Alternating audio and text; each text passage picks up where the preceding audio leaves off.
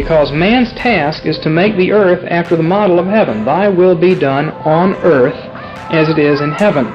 Man's project is to heavenize the earth. Man is made to transform the world from glory to glory, to take hold of it and break it down and remake it after the image of heaven.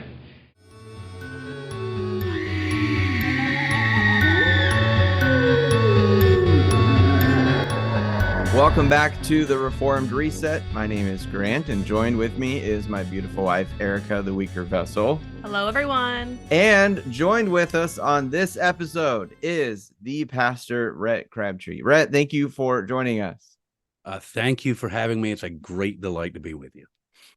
Before we jump into our thrilling topic today, guys, subscribe to the YouTube channel, hit the like button, the bell, leave a comment, tell all your friends, share it on all of your social media accounts, so that way people come listen to us and we, can reach new listeners. But anyway, do all that stuff, guys. We greatly appreciate it. And go in the description below and check out our social media, our website, all that kind of stuff. We would appreciate it if you went and clicked on all of those and just checked out all of our stuff. So we are in the thick of Deep Weird 2023. Season 2. And this will be part 3. So you guys, there's part 1. We talked about womb magic.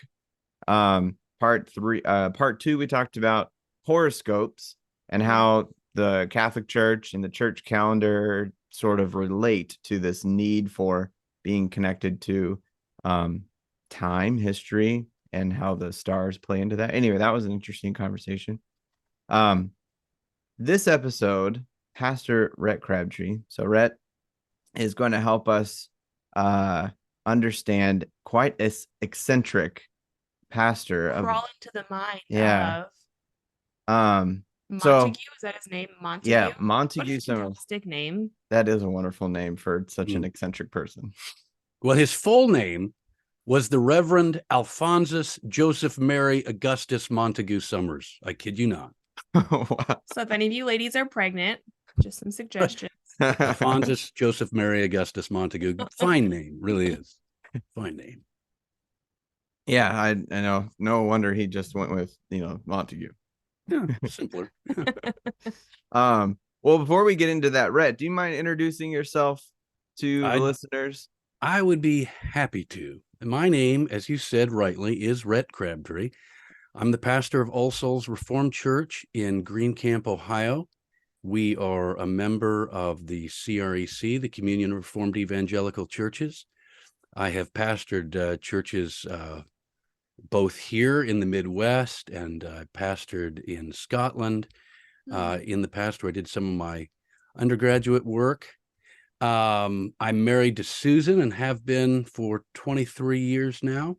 We have 6 children who range in age from Emma, she's just about to turn 21, all the way down to Leidy, who's just 5. And then there's others in between. I also, in terms of vocational work, I'm an adjunct professor of biblical studies at Ohio Central Bible College, where I technically teach church history, but haven't done much of that in recent years. Instead, do some seminars for the college and stuff like that. But that's who I am in a nutshell. Awesome. Perfect. All right. So now that you guys know Rhett. So Rhett, you brought this up to me I think it was at Presbyterian a while ago. And I thought, man, that does sound really cool. And then this year we started our Deep Weird series, and you reached out to me and said, this guy, Reverend Montague Summers, there's some deep weird with what this guy has done. Yeah. And I was like, that sounds like a perfect excuse to bring you on to the podcast. Good. Here I am. Yeah. I mean, I was like, brilliant.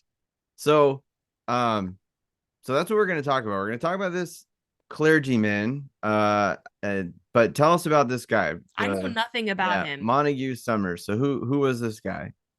Well, most people don't know a lot about him, and but when they learn about him, if they're like me, they're suddenly very, very interested. Mm-hmm. I first heard about him from a broadcast from BBC 2 radio that was done. It was like a Halloween special. Huh. And they were interviewing this kind of eccentric weirdo guy by the name of Bishop Sean Manchester, an English clergyman, who was talking about the Highgate vampire affair. If you're familiar with this at all, this was a situation that took place outside of London in the Highgate Cemetery, early 1970s.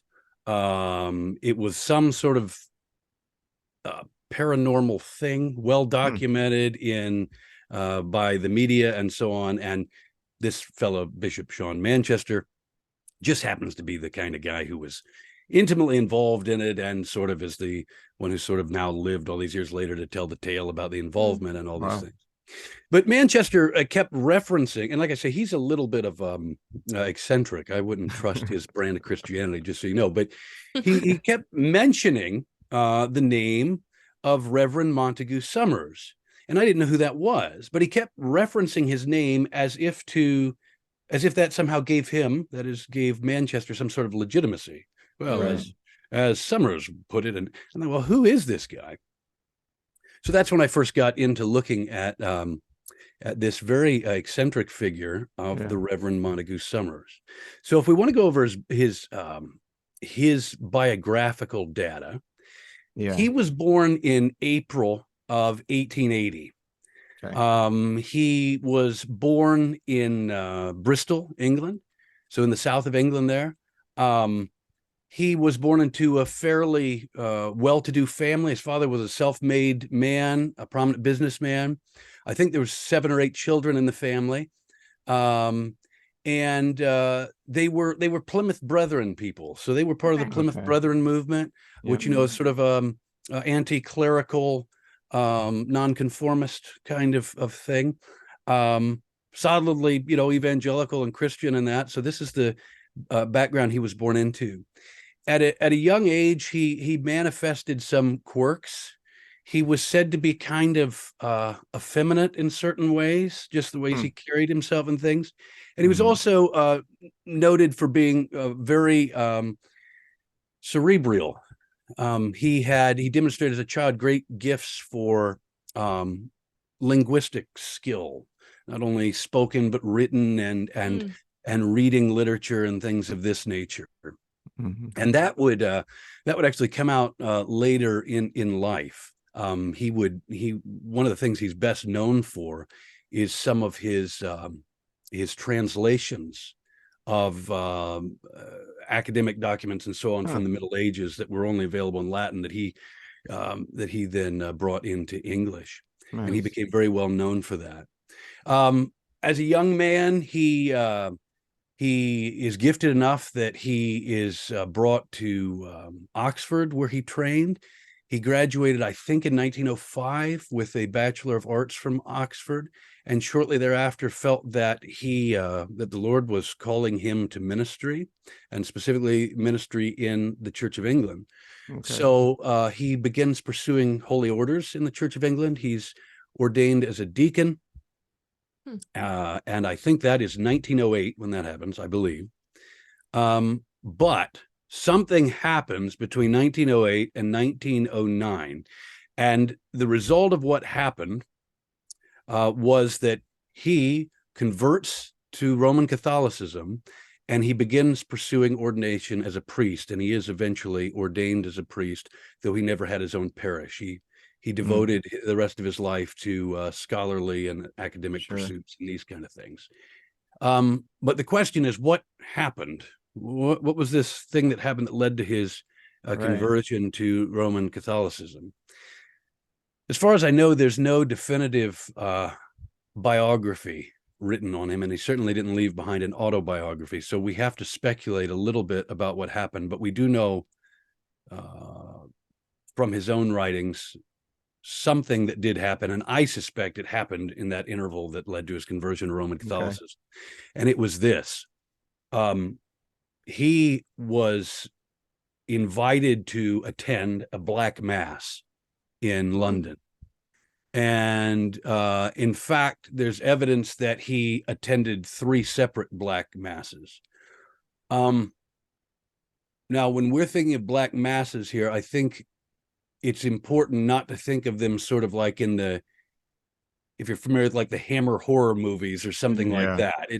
It's not quite that.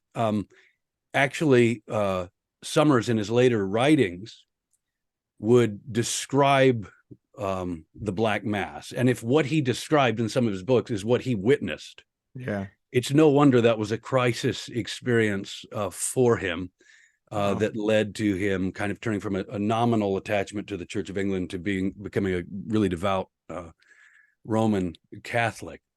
Whatever he witnessed in those Black Masses convinced him of a couple important things that would then shape his future. One, that Satanism is real, right? And I have to step back from that statement and say, we're not talking about the Satanism of Anton LaVey that arose in the 60s in America. We're not talking about that kind of sideshow nonsense, with the people who belong to the Church of Satan, and they show how edgy they are by, putting a statue of Baphomet at the courthouse or some nonsense like that. Those people don't even believe in the existence of the devil, right? Right. We're talking about actual Luciferianism. We're talking about actual dark arts. So Summers becomes convinced that this is real, and he becomes convinced of something else, that it's evil and it has to be opposed.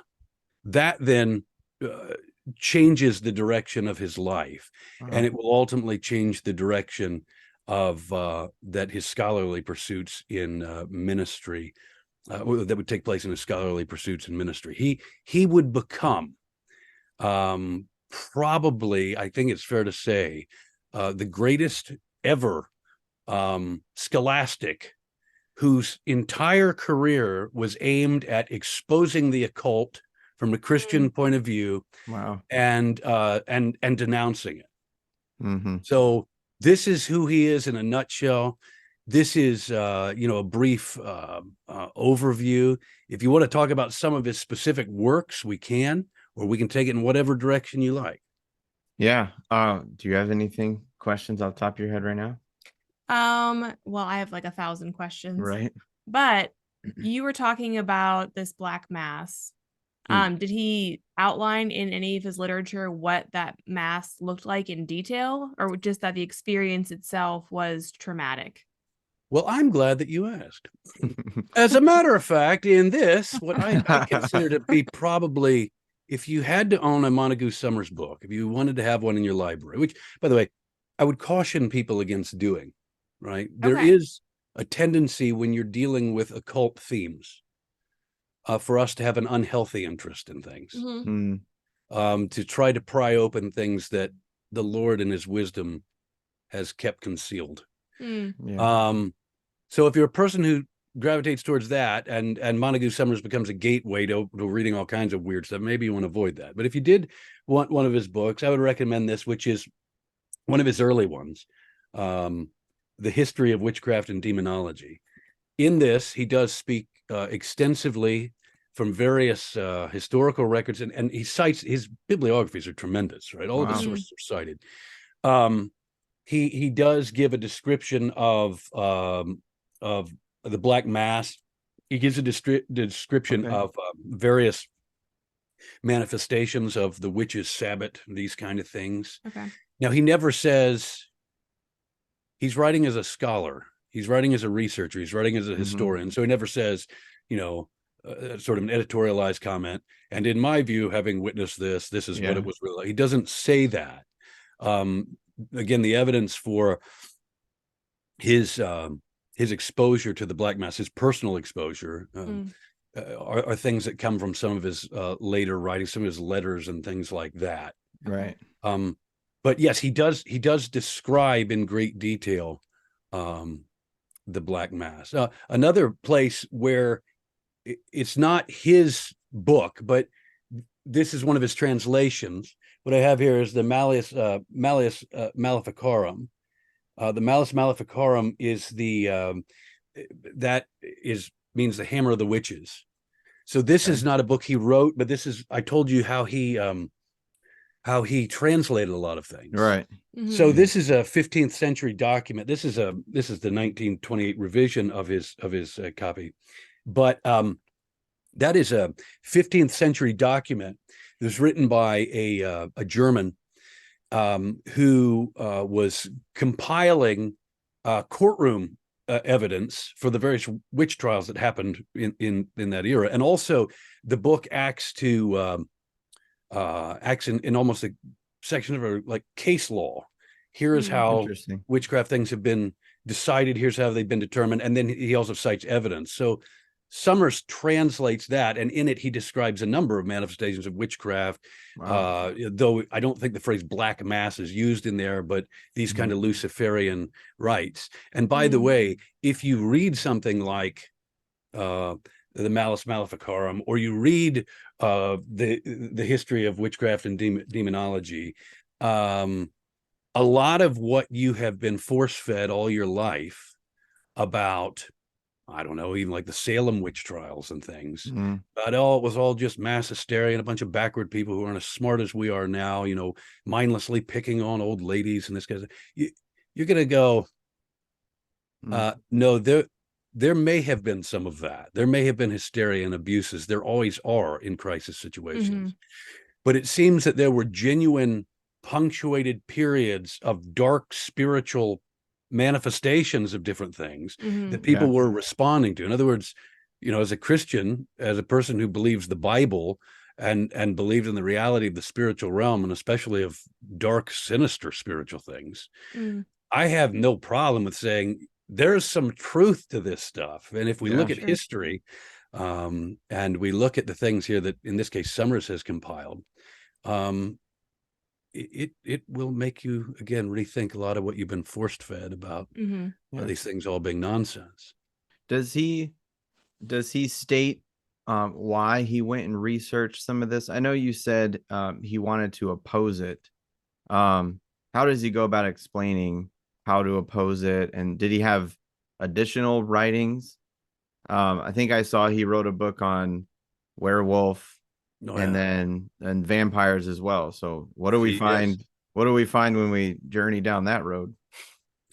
He wrote the werewolf, and he wrote a book called The Vampire, His Kith and Kin, I think it was called. He wrote those. I believe both of those are things he wrote later in life after he'd established himself as kind of an occult writer. And I'll speak to those here in a moment and describe them because they sound really crazy on the surface. Sure. But your initial question there, what was it? Does he say why he wanted to expose these things? So when he's going through the history of witchcraft and demonology, does he I know you kind of said he doesn't necessarily add a lot of editorial. But does he at all sort of lay out, and here's how we can fight this, here's how we oppose this, here's where the gospel comes in, or like did he offer a solution to the issue? Is that what you're asking? His solution, which is implicit all through everything he says, is Roman Catholicism. He is a true believer in the Roman Catholic Church. So he sees Roman Catholicism as being the one true force that can stand against these things and oppose these things. So, of course, as Protestants, we would differ. In fact, if you read his things, he's very hard on Protestants, very, very hard. I mean, he'll call us heretics throughout the books. Oh, wow. But I think another thing about why he wanted to expose these things, or where his interest was found, I think when you look at Summers as a person, you find out he's a very complex man. For one thing, he was very interested in theatrical things. One of the things that he did in life prior to writing these books that he wrote was the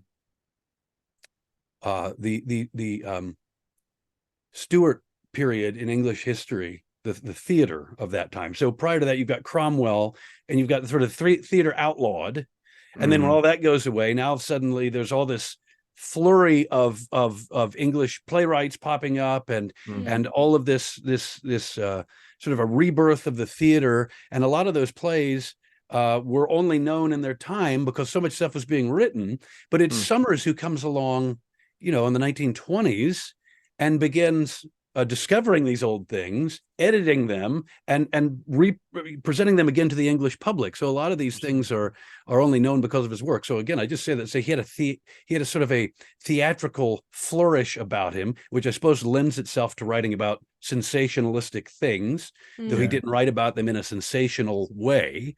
But then there's also this about his personality.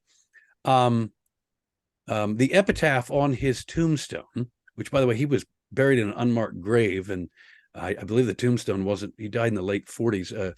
I believe the tombstone wasn't put in place until about 1980. But the epitaph on his tombstone reads, "Tell me strange things." Wow. And that tells you something about the makeup of the man himself. It was said that he was, an eccentric, not really a recluse, but he very rarely came out in public. But when he did, they said that was his go-to icebreaker anytime he met people. Interesting. Tell me strange things. So again, all those highlight the man's why the man would have an interest in strange things. I guess he was just wired that way, and it appealed to him. And I personally don't find that odd. I find the subject matter that he writes about, as I said, there's danger, but especially to read it from the perspective of a Christian worldview. Yeah, it's fascinating, especially in the rationalistic, materialistic age we live in. Yeah, where everybody else who's writing about these things is either just, I guess, they are rationalists or the materialists. They're explaining, well, we know that doesn't exist, or they're saying we don't believe in a spiritual realm. Or on the Christian side of this, when you do have those who will write about the occult, I mean, I'm painting with a broad brush here, but it's usually people trying to sell a book, and they're usually charismatics or Pentecostals. Right. And it's just, it's like, I mean, in the 80s when I was growing up and they had the so-called satanic panic, like the big book at that time was this guy, Bob Larson, a Pentecostal guy. And his book was called Satanism, the Seduction of America's Youth. And that kind of sensationalistic stuff. Summers isn't writing from that. He's writing at an academic level. This isn't easy reading, but it's thoroughly researched and well documented. And it's, again, this guy had a handle on so many different languages that he was able to get sources from all over the world and share them in his books. So, that was helpful. To some extent, do you think his criticism of Protestants is a fair criticism? Like, I don't think many Protestants, like you were just saying, do handle a lot of his subject matter very seriously. A lot of Christians believe in the demonic or believe in dark spiritual forces, and yet think about them or their effects very little, it seems. Certainly write about it very little. I think his criticism of Protestantism is probably the fruit of two things: his experience and the age he lived in. So his experience, again, he was brought up in a Plymouth Brethren setting, and I've known many fine people, Bible believing people who are Plymouth Brethren people, who have come out of that tradition. But it is an anti-clerical sect. It's all these kind of things that are strange and quirky. And if that's all you really know about Protestantism, besides some flirting with the Church of England, I could see why you might get to a point where you wrote that off. Also, if you think of the era he lived in, this was an era where a lot of Anglican Christians, Anglicanism at the time is really going through sort of the modernist controversy that affected everybody over here as well, not just Anglicans, but Presbyterians and others. And you have a departure from the Church of England, and a lot of people going to the Roman Church because they don't know where else to go. I mean, G.K. Chesterton is a great example of that. And he's a contemporary of Summers. So, he's a guy who became this sort of militant Catholic figure, and it comes through in his writings as well. But he's also a guy who his writings are very helpful, even though he doesn't like us Protestants, but nevertheless, there's good stuff there. And by the way, if I could take this in a slightly different direction, please. Okay. when we think about the occult and we think about the era that Summers lived in, one of the most fascinating things to my mind, if you know anything about the development of occult practices and ritual and so on in the early 20th century, and then how it will affect culture later on, particularly in the 60s and beyond, your mind immediately has to go to Aleister Crowley, right? You guys are familiar with him, I imagine. Mm-hmm. You're not familiar with Crowley? I'm not. But Well, maybe that's a healthy thing. I don't know. But, Crowley is a contemporary of Summers. Okay. Crowley was a number of things, very similar to Summers in that, he's born in the same era. He's born into the same kind of family. They were both Plymouth Brethren growing up. Crowley's father was actually a lay preacher, and he used to go around with his dad to different meetings and hear his dad preach. And then his dad developed cancer, some sort of mouth cancer, and died. And that's when Crowley sort of turned to the dark side. But Crowley is the most influential person in the 20th century for the development first of what was the OTO, the Ordo Temple Orientis, which was a sort of society. It still exists, but a satanic society. Oh, wow. And then later he develops what's called Thelema, which is a religion that he built around his most famous work, which was called the Book of the Law, which he wrote, and he claims it was dictated to him by a demon spirit. But wow. it's a satanic religion, and Crowley predicted famously that the things that he brought into the world would bring about the destruction of Christianity in the West. And you can see his influence as it really has spread in the West. A lot of the hedonism and things that were attached to his rituals and stuff is very mainstream. But it's interesting to note that he and Summers were contemporaries. Yeah. In fact, at one point towards the end of both of their lives, Crowley outlived Summers by a few years, but they both lived in Richmond, Surrey, in England, just down the street from one another. And so what you have on the one hand is Crowley, this guy who is this warlock figure, this guy who is presents himself in public as the Beast 666. That's what he called himself, the wickedest man in the world, or what the British newspapers called him. You have him on the one side, and then you've got this crusader against the occult on the other side. It's like you have these two great total oddball juggernauts who are thrown together. And as I say, there's evidence that they actually met together on a few occasions. I wish I knew what they talked about. Yeah, fascinating to know. But it's interesting that you have these at the very same time in history. You have this overlap with these two great men, I say it loosely in Crowley sense, but you understand, influential men in their own right, who are on the total opposite end of these things. But again, it's a fascinating thing to note when you think about Summers. So I'm curious about the influence still today, and I think today we see a ton of interest into old time paganism. And I think we've talked about this, or at least mentioned it several times, but the whole trad movement, people are kind of wanting to go back to traditional stuff, and I see that taking them right back to whatever it is, Norse paganism in the middle of the mountains. How far back they want to go. They want to go back to the non-Christian part, not the part where they became Christian. But you did say that it's different. The occultism, the Satanism back then is much different than what you would find today. But is there a connection, or is there anything in Summers' work that might help Christians today deal with whether it's the temptation into paganism or the allure of what it might present to people today? I don't know how hard of a question this might be, but I think what you're asking me is, given certain kind of contemporary movements and things, why does Summers matter today? How does he speak into things that are going on, if at all, Or is he just an oddity, that you might have a book of, or that you might hear a podcast on? And I think the answer to that is really, I think it's yes, he does matter, in my opinion, and he matters for a number of reasons that do speak into the contemporary setting. And one of the reasons I've already mentioned earlier is he does speak from a Christian worldview.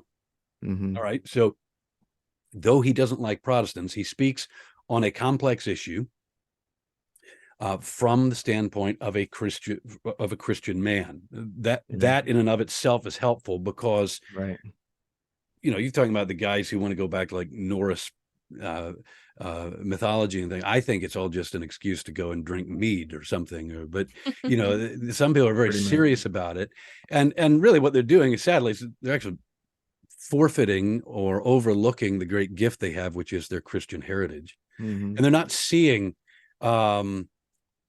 especially, it's not that hard to figure out with the Vikings, for example, the demonic things that were there and the demonic practices, some of which Summers writes about in the book The Geography of Witchcraft, which is a book where he begins with the priest sorcerers of the Greco-Roman world, the ancient Greco-Roman world, and comes forward all the way to modern witchcraft on the European continent. So he does write about that. So again, that's helpful. It speaks into what we're doing.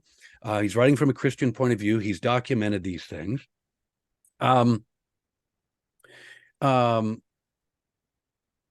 I think also another thing that's helpful is that when we read his writings, hopefully, whatever we think of them, it will help us realign our view on the reality of spiritual things. That's good. All right, because Summers isn't just an anomaly, right? For example, here's a book right in front of me, Demonology. Written by who? Written by King James the First, right? This is the King James Bible guy who writes a guide for his English-speaking subjects about the rise of demonology and witchcraft in the land. And he was no boob, right? He's a king. He's a scholar, and he was also a Reformed Christian like us. So I think it puts Summers' writings in perspective. This isn't just an anomaly. This is an odd guy. This is actually something that has some historical veracity. We have neglected it in recent years, and we are turning to strange things. And and in so doing, we're actually refusing to acknowledge the strange things that are really there and that the Bible speaks to, right? And also the power, as you mentioned, like in turning to the old mythologies, right? You're turning to other gods, and what are those gods? Right. They're demonic. They're not just it's not just some thing or some entity or some game. Well, it is an entity. But it's not a neutral entity. There's no such thing. Not a god. Right. I was thinking too that there's so much of the Christian world, whether it's just evangelicalism or something, that considers the spiritual realm like this extremely powerful realm that you just have to stay away from. And so don't look into it. Don't learn about it. Don't. Yeah. Like, because if you do it all, you're just taken and you're done.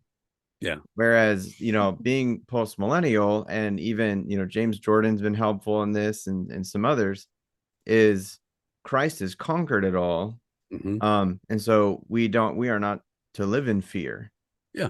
We can actually walk as Christ. So you can study it and then learn, or at least see how Christ has conquered it. Like you said, Summers has a Christian worldview. So as you read it, I'm sure he's not explaining it in a way that's defeatist. He's showing, here's how they work. Yes, Christ has conquered this. That's what I would love to see, at least in the evangelical world, is, to be interested in these things, to dispel fear. Not in a morbid or macabre kind of way, but or in any sense, like, let's practice this. Right. Well, and as we said, there's a danger with that. There can be a danger with researching these things. They're really, because people very easily develop unhealthy obsessions. But I think there's a twin danger, as you said, with sort of ignoring them because it would be bad for us to pay attention to. That that's particularly ironic for evangelicals, because evangelicals overwhelmingly say, we believe the Bible. We believe the Bible is literally true. We believe the Bible is authoritative. And of course, we would stand with them and say, yes, we do too. But when you read the Bible, there are vast swaths of the Bible that speak of demonology and witchcraft. This isn't something like the Lord, as he inspires scriptures, like, now don't talk about that, right? I mean, and by the way, that's one of the great chapters in the history of demonology and witchcraft by Summers, because he has an entire chapter devoted to what he calls the witch in Holy Writ. And he unpacks everything the Bible says about various manifestations of witchcraft. And, if we're thinking of that, we're thinking, well, okay, so it would be a chapter that's primarily about the witch at Endor and Saul going there and visit. No, that's obviously part of it, but everything from the legacy of Simon Magus, for example, who, if you know anything about his history,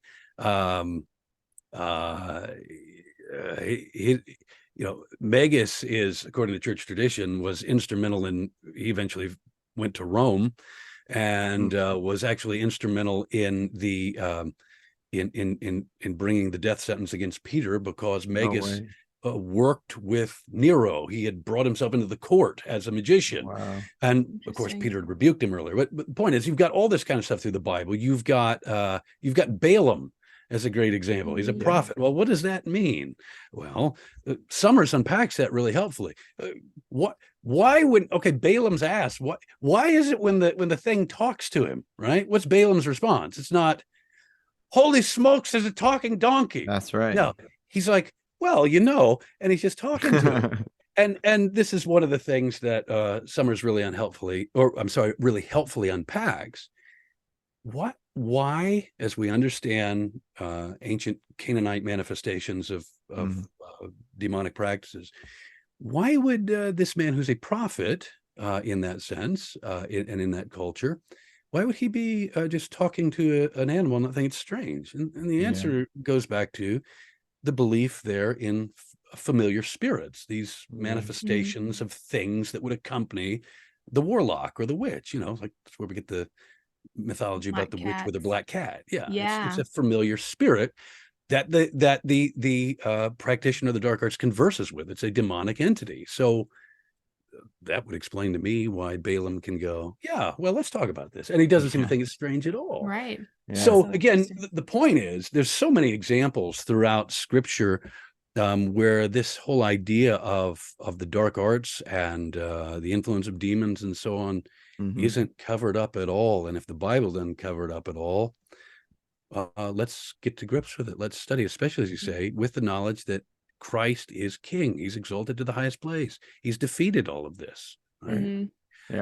He is in the process of bringing all of it under his feet as we speak. So great. We can look at it without fear or hesitation. That's great. And even you mentioned the Salem witch trials earlier. We don't live too far, a few hours, I think, from Salem, and we've visited a few times. But that whole instance, even Christians can be really divided. But all of everything that we've been talking about, I think helps us rightly understand that historical moment too. Well, and as the world is becoming more and more fascinated with the macabre and with the weird new age stuff, or even something as explicit as Satanism, Luciferianism, that sort of thing, Christians are going to have some sort of real tangible solution for them. And it can't just be like, I don't know, I just there's stay a away. level, I know that. I just stay away from that because it's scary. We have to have real solutions. We do. And again, we need to remember, I think, as Summers learned right early on when he had that crisis experience, Satanism, the dark arts, whatever Luciferianism, whatever you want to call it, the real thing does exist, and it exists in the shadows, and it always has. And it's not the thing. Again, it's not the thing that we see on the TV news with the morons at the Church of Satan trying to be edgy, right? Who are just a bunch of narcissistic goofballs. This thing does exist. And it is dangerous. It's deadly. And it does need to be opposed. It needs to be, and it needs to be opposed in biblical terms, right? I mean, this is demonic. Right. Yeah. By the way, you mentioned you mentioned a couple of Summers' later books that are oddly themed. Could I speak those just very briefly and just give you? I'm curious. Okay. Well, one is this, the werewolf. Yeah. And Summers in this book, again, it's a history. He acknowledges in the beginning of the book that every culture that has any sort of history, written history, has given some sort of evidence to believing in not just werewolves, but some kind of were creature. I think what maybe in contemporary day we would call shapeshifters, something that morphs into something else and represents a danger. I know this sounds strange to our American ears. I think in other places of the world it's not. I used to have Christians in my church who were from the Belgian Congo, and I remember the guy telling me how, one day the witch doctor guy from the tribe down the road changes into a lion and attacks some guys in his village. And the guy's just telling me this real matter of factly over sandwiches. And I'm like, what? But so Summers is just acknowledging what others would say, and what all cultures attest to, that there is evidence of a belief in this, and then he tries to unpack that. And he does so without saying, yes, this is real and watch out, or no, it's all a bunch of hokum. But he just gives you the history of it, walks through it. It's actually pretty fascinating stuff, the various accounts. And he does the very same thing with the vampire, his kith and kin. It's important with that book, with the werewolf thing too. He attributes this to demonic activity. He's not talking about Bram Stoker or Bela Lugosi, or some guy with canine fangs who walks around and attacks women in the middle of the night. He's talking about basically it's everything in Satanism is inverted. It's Christianity upside down. Yeah.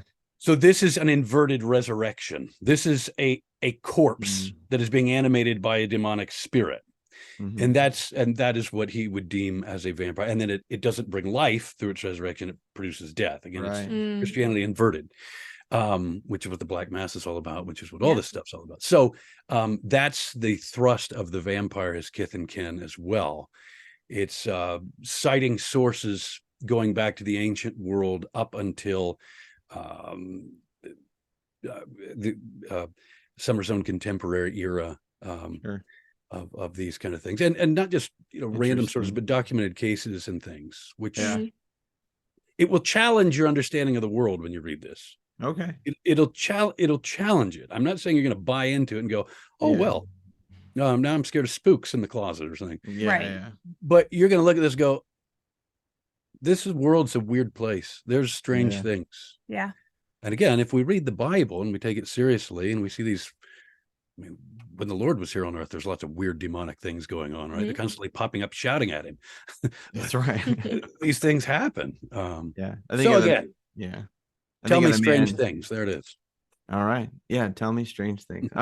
That's like, you want to have them at your parties, That's hey, right. Here's the guy that, gets everybody talking about weird stuff. I thought about this. I don't know the quote word for word, but perhaps you do. C.S. Lewis in Screw Tape Letters. I think one of the greatest goals that Screw Tape had was that mankind would forget he existed, or forget that they are even there. That'd the demonic realm. Yeah, the demonic realm in general, that's great if they just think we don't exist. Right. That's our chief strategy at present, he says, or something like that to Wormwood, which is absolutely right. Yeah. And it shows the arrogance of us in the West, by the way. We think we're too smart for that sort of thing. Right. That's right. We are. We're sophisticated. That chronological snobbery gets us. Oh, yeah. Like you said about the Salem witch trials. Oh, those were 1600 or, whenever, late 1600s, but they were Yeah. farmers. They didn't know what they were doing. Backwoods It's idiots. just tainted crops. That's what it was. Nothing more than that. They didn't know how to Right. store food properly. We're smart enough to judge that, Yeah. right? Because Yeah, we have yeah. cell Right. phones and cars and Right. you know, and Happy Meals. So we must be much smarter than those who That's came right. before us. You know, I think this is another random thought about the people wanting to go back to the Norse paganism, and they go to, you know, the mountains, and they're at, you know, sitting in a river and this tranquil scene and all that, all filmed with their $2,000 smartphone, and they want to go back to, and they're putting it out on their social media accounts and Platforms stuff that they're making money on. Yeah. and it's just such, I don't know, the irony is rich, but It is, and it's a great evidence of I think the judgment that's taking place in the West, that we have Mhm. such a rich Christian history Right. and we have such a rich tradition, and Christendom has brought so many wonderful things to the world, but specifically to us who are Westerners, and then now being the spoiled little kids we are, we're looking for something better and pretending that old things that didn't deliver the goods and that weren't rooted in who Christ is Mm. somehow are noble and virtuous. Yeah. And no, you're missing the point, man. You're missing it. That's good. Yeah. Very good. There was one more thing, but it's now escaped my mind. Do you mind going over the works again, Summers' works, real quick? Let me just mention I've got actually a list here that I've written down of some of the more noteworthy ones. The one I recommended was The History of Witchcraft and Demonology. He wrote that in 1926. I think that's his first original work on occult topics that was published. He'd done some poetry and stuff like that before, and like I said, translations. Yeah. Then in 1927, he follows that up with the Geography of Witchcraft. Now, these are hard books to find. I had to find them on eBay, and I think I had to have them all shipped from the UK. But yeah, we saw the same That's where thing. I'm at right now. It's in my cart. The Vampire's Kith and Kin, that he wrote in 28. I was thinking he wrote that later, but no, it says here he wrote it in 28. That's a weirdo book, I'll be honest. If you're interested in folklore and stuff, that's there. Okay. He writes the book on the werewolf then in 33. Then he kind of returns to sort of his roots, if you like, with this book sometime in the mid 30s, Witchcraft and Black Magic. Okay. And it's really kind of it really follows on his first book, the History of Witchcraft and Demonology. Okay. Interesting. And then he also he also towards the end of his life did some edited some like short stories on the supernatural and on occult topics. There's one that's called like the Supernatural Omnibus or something, which is a bunch of really interesting short stories. And by the way, I told you he had a flair for theatrical things. It's interesting in that book. I have it and I've read it, and short stories are interesting. But he says in the beginning, like in the preface, that he selected all of these personally because he's found them to be, even though they're mainly fiction, to be accurate representations of occult themes. And then he adds, however, there are two stories here that I personally know to be true. And so you're thinking, so some of this isn't fiction. Which ones are true? And he tells you, I'm not going to tell you. Wow. So that's fun reading. But really, I think the main thing from a scholarly and historic point of view is the history of witchcraft and demonology, especially that chapter, The Witch and Holy Writ. That really will help you understand your Bible better. That's awesome. Those are his works. Did he ever marry, have children or anything? He was a bachelor until the day he died. He was a real eccentric, by the way. Like I said, kind of effeminate in some ways. He had a very high-pitched voice, for example, and he always wore wigs. He does. Imagine a George Washington wig, but not powdered. He wore that style of wig, whatever that's called. And we're not talking about like in the 1780s. We're talking about in the 1930s. He was going around like that. And he always wore a cassock too, which is another quirky thing. But didn't leave any survivor, no family or anything. Interesting. I guess not that surprising, but I was trying to watch some videos. You can find quite a bit on YouTube of people talking about various aspects of his work. One of them says, he was known to be an eccentric man. There was also reports that mental illness ran in the family. Yeah, I've heard that too, and that could be true. I see, like I say, it's hard to know Nice. because there's no definitive biography, and he didn't leave behind an autobiography. So what we have are his works, and I suppose if you didn't believe in the supernatural realm, and you'd look at this man who devoted his life and his great mental energies towards writing about the stuff, that you would conclude, well, it was just a mental illness, some kind of weird obsession. And that's such a modern take on it anyway. We've talked about that before, and would be such a controversial discussion probably, but is it possible that some mental illnesses are just really demonic at its core? I would absolutely think you have biblical evidence to say that, right? Right. Yep. Same. Awesome. Rhett, thank you so much for sharing your knowledge about the Reverend Montague Summers and talking about this. This has been awesome. Well, thank you both for allowing me to share my weird interests. I will say, just for people out there who have no idea who I am, I do know some things beyond just like bizarre random crap like I've just talked about for an hour. But no, I'm happy to talk about this, and it certainly fits with the theme here in October. So thank you for giving me the chance. Yeah, this is awesome. All right. Well, don't go anywhere fast, Rhett, but we'll close out the episode. Guys, please subscribe and do all that. Stay tuned for at least a couple more deep weird episodes, I think.